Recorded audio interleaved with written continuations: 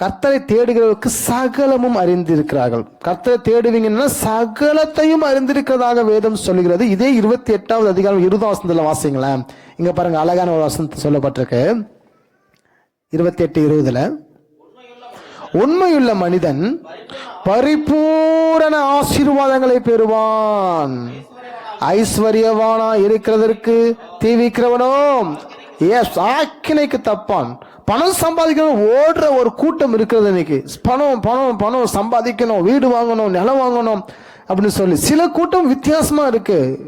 Pastor ஏமாத்தது எப்படின்னா, நான் வெளியே போய் சம்பாதிச்சதுன்னா சர்ச்சுக்கு ஏதாவது தர முடியும், வெளியே போய் நான் சம்பாதிச்சதானே சர்ச்சு கட்டுறதுக்கு ஏதாவது உதவி பண்ண முடியும், பாஸ்டர் உங்களுக்கு ஏதாவது நான் செய்கிறேன் என்று சொல்லி பெரும் கூட்டம் காத்துட்டு இருக்கு. இன்னைக்கு பெரும் கூட்டம் சபைக்குள்ள பேசிட்டு இருக்கு. பிசினஸ் பண்ண போறேன் பாஸ்டர், நிறைய சம்பாதிக்க போறேன், சபைக்கு ஏதாவது நான் செய்ய போறேன், ஒரு வெங்காயம்னு செய்ய தேவையில்ல. பவுல் சொல்றாரு, உங்களுடையது அல்ல உங்களையே தேடுகிறேன். ஆண்டவருக்கு யார் தேவை? உங்களுடையது அல்ல உங்களையே கேட்கிறேன், உங்களையே தேடுறேன். உங்களை ஆவி ஆண்டவர் விரும்புகிறார். அப்ப நீங்க பாஸ்டருக்கு எதுவுமே செய்ய தேவையில்லைன்னா, பாஸ்டருக்கு பாத்தீங்கன்னா ஆண்டவர் போஷிக்க வல்லவராக இருக்க, ஊழியத்துக்கு அழைத்திருக்கிறார்.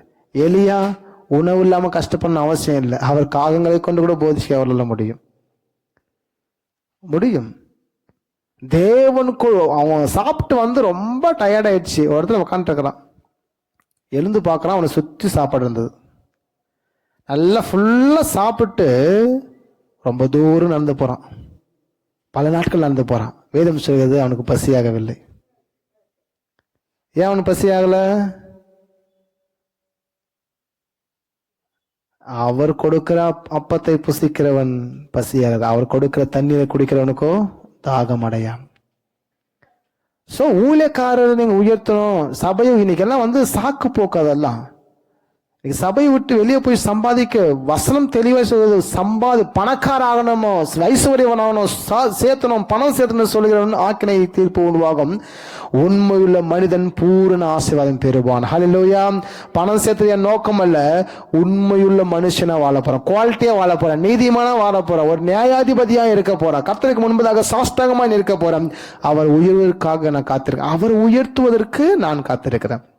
உண்மையுள்ள மனுஷன் பூரணமான ஆசீர்வாதத்தை பெறுவான். நீதி உள்ள மனுஷன் பூரண ஆசீர்வாதம் பெறுவான். உண்மையுள்ளவங்களா இருங்க, தேவனுக்கு உண்மையா இருங்க, சபைக்கு உண்மையா இருங்க, ஊழியருக்கு உண்மையா இருங்க, உங்க குடும்பத்துக்கு உண்மையா இருங்க, நீங்க சம்பாதிக்க உண்மையா இருங்க. வேலைக்கு போற எஜமான், வேலைக்கு போறீங்களா, எங்க வேலை செய்றீங்களா, அவங்களுக்கு உண்மையா இருங்க. நீங்க போகும்போது வரும்போது எல்லாருக்கும் உண்மை உள்ளவங்களா இருங்க. உண்மையா இருந்து என்ன பிரதர் பண்றது? அவன் தான் பூரணமான ஆசீர்வாதம் பெறுவான். ஆமென். அவன் தான் பூரணமான ஆசீர்வாதம்.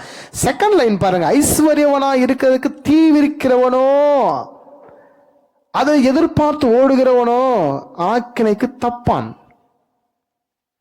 அப்ப எனக்கு பணம் பொருள் காசு தேவை. இப்ப நம்ம பணம் பொருள் இல்லாம சத்தா போயிட்டு இருக்கோம் இல்ல. ஏதோ ஒரு நாட்கள் ஓடுது, ஒரு நாளும் பொழப்பு ஓடுது. ஏதோ ஆண்டவர் 3 வேளை சாப்பிட வைக்கிற இடத்துல 2 வேளை சாப்பிட வைக்கிறாரு. ஏதோ இருப்பிடம் தராரு, ஏதோ தங்குவதற்கான போதுமான இடம், போதுமான ஆடை கொடுத்திருக்கிறாரு. இது போதுமானது. உண்மையுள்ள மனுஷன் எல்லாவற்றின் மேலும் பூரணமான ஆசீர்வாதத்தை பெற்றுக் கொள்கிறான். லாஸ்டாக பிரசங்கி புத்தகத்திலே 8ஆம் அதிகாரத்தில் 5வது வசனத்தை நம்ம வாசிக்க கேட்கலாம். 8வது அதிகாரம் 5வது வசனம். கற்பனையை கை கொள்ளுகிறவன் ஒரு தீங்கையும் அறியான். ஞானியின் இருதயம் காலத்தையும் நியாயத்தையும் அறியும். பாருங்க, அழகான ஒரு வசனம். சாலமோன் வயதான காலத்தில் எழுதப்பட்டதுதான் பிரசங்கி புத்தகம். வயதான காலத்தில் அவர் எழுதினார். அந்த அறிவாளி சொல்றாரு, கற்பனையை கை கொள்ளுகிறவன் ஒரு தீங்கையும் அறியான், ஒரு தீங்கையும் செய்ய மாட்டான். ஆனா அவனுக்கு தீங்கு வரும், ஆனா அதுல இருந்து தப்பித்துக் கொள்ளும் போக்கு அவன்கிட்ட இருக்கும். ஏன்னா ஆவிக்குரியவன் எல்லாவற்றையும் ஆராய்ந்து நிதானிக்கிறான், ஒருவனாலும் அவன் ஆராயப்படான். சோ கற்பனையை கை கொள்ளுகிறவன் ஒரு தீங்கையும் அறியான். அடுத்த லைன் இருக்கு, என்ன லைன் இருக்கு? ஞானியின் இருதயம் காலத்தையும் நியாயத்தையும் அறியும். எவ்வளவு பாருங்க, எந்த காலத்துல நம்மளுக்கு காசு கிடைக்கும், எந்த காலத்துல உயர்வடையும், எந்த காலத்துல எப்படி நடக்கும்னு சொல்ல அந்த காலத்தை அறிந்து கொள்வது யாரும் ஞானி.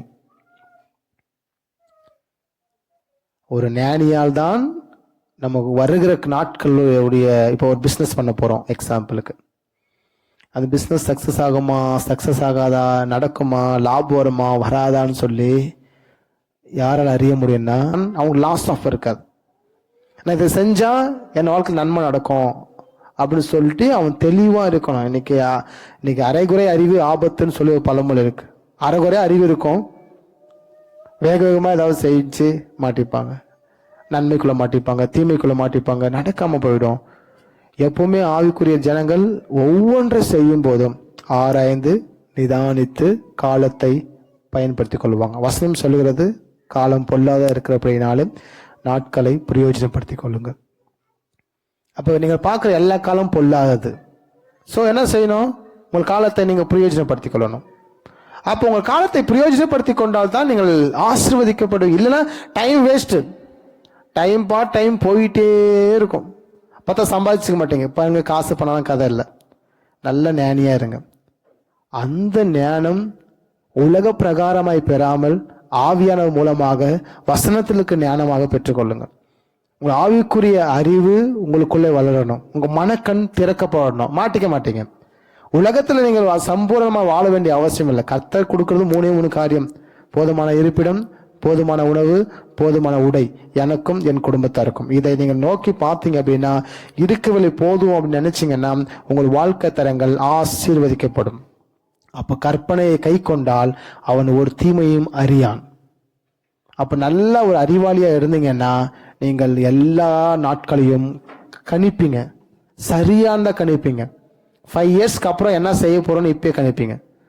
போன ஆண்டை விட இந்த ஆண்டுக்கு, போன நாளோட இந்த நாளுக்கு, போன மாதத்தோட இந்த மாதத்திற்கு என்ன புதுசா என் வாழ்க்கையில் நான் செய்ய போறேன், செஞ்சுட்டு இருக்கிறேன். இது எல்லாமே ஆவிக்குரியவன் தான் ஆராய்ந்து நிதானிக்கப்பட வேண்டும். இல்லை என்றால் உங்களை ஒருத்தர் ஜட்ஜ் பண்ணிட்டு எடை போட்டு போயிட்டே இருப்பான்.